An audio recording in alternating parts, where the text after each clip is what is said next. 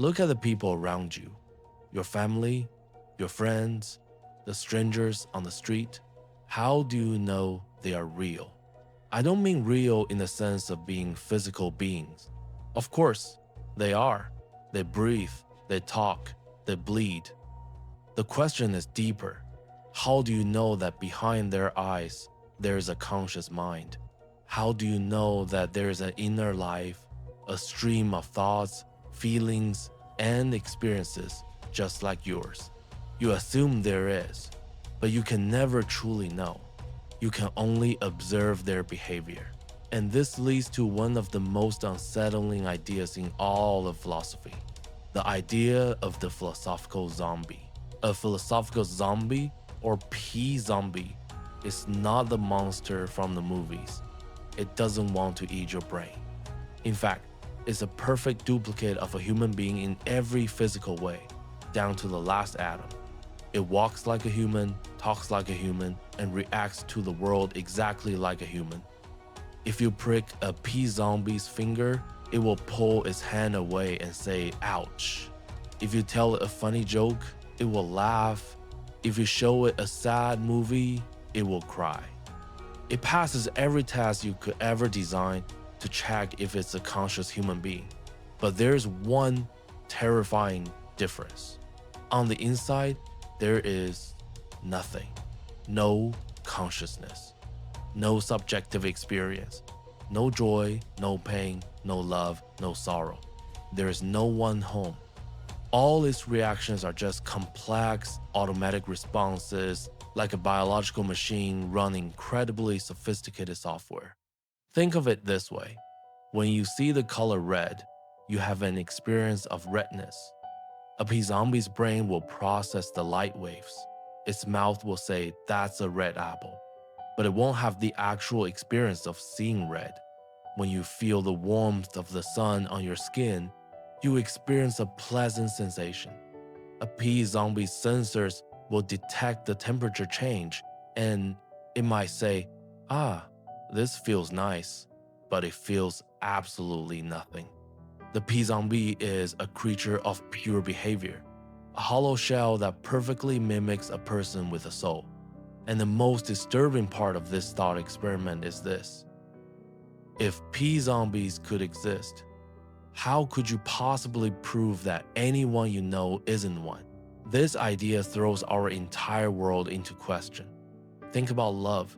You love your partner, your children, your friends. But this love is based on the belief that you are connecting with another conscious being, another soul. What if the person you've dedicated your life to is a P-zombie? They say, I love you, back to you. They hold your hand. They comfort you when you're sad. But it's all just a script, a flawless performance with no actor behind the mask. Does your love still have the same meaning if it's directed at an unfeeling automaton? The paradox of the philosophical zombie was popularized by the philosopher David Chalmers. He used it to highlight what he calls the hard problem of consciousness. The easy problems are things like how the brain processes information, how it controls behavior, how we learn and remember. Science is making progress on these. But the hard problem is, why do we have subjective experience at all? Why does all this physical processing in our brains create the rich, private, inner movie that is our life? Why isn't it all just dark inside? Why are we not all P-zombies? Science has no answer. The existence of our own consciousness is the most familiar thing in the world, and also the greatest mystery in the universe. This thought experiment forces us to confront the limits of our knowledge. You are the only person in the entire universe whose consciousness you can be 100% sure of. This philosophical position is called solipsism, the idea that only one's own mind is sure to exist. The P-zombie argument is a powerful gateway to this lonely and terrifying thought, but it also becomes frighteningly relevant in our modern world. Tech companies are pouring billions of dollars into creating artificial intelligence. We are building machines that can talk to us, create art, and write poetry. These AIs can tell us they are happy or sad. They can perfectly simulate empathy. Are we, in effect, spending our time and resources trying to build sophisticated P-zombies? Some might argue that, in some ways, modern life pushes us towards becoming P-zombies ourselves.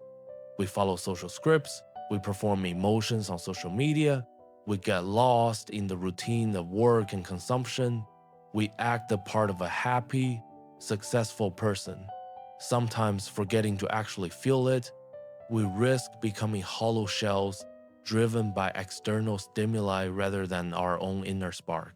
So, is there a way out of this paradox? Perhaps. The P zombie is, for now, just a thought experiment. Many philosophers and scientists argue that it's not actually possible. They believe that consciousness is not some magical add on, but an inevitable property of a brain that is complex enough.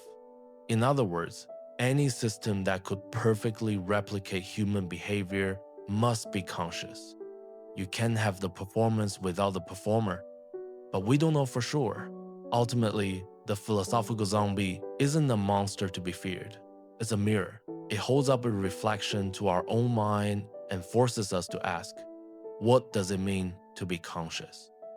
The fact that you can even wonder about this question, the fact that you can feel sense of unease or awe at the idea, that is the proof. The experience of doubt, the feeling of wonder, the shiver down your spine, these are not the outputs of a script. They are the signature of a conscious mind. Perhaps the real value of the P-zombie is that it makes us appreciate the incredible, mysterious gift that we, and hopefully everyone around us, possess. The simple, profound, and unexplainable fact of being here. The light on the inside.